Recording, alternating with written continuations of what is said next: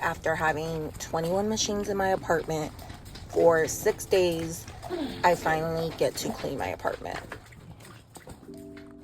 Holy fuck. This is how my apartment looked before they were able to get all the water out of my apartment and have the machines in there.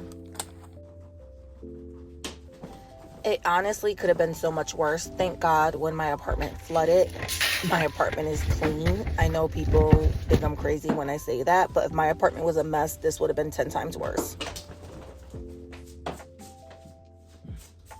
It honestly was a lot of just wiping everything down, dusting everything off. The floor looked like it was soaked in salt.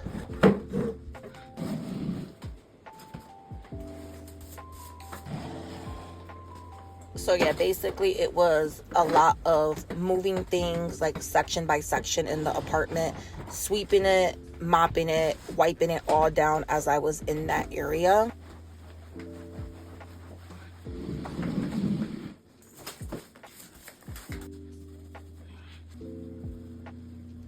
I'm happy this rug wasn't actually damaged. I really thought it was going to be done with because it was drenched in the 2 inches of water.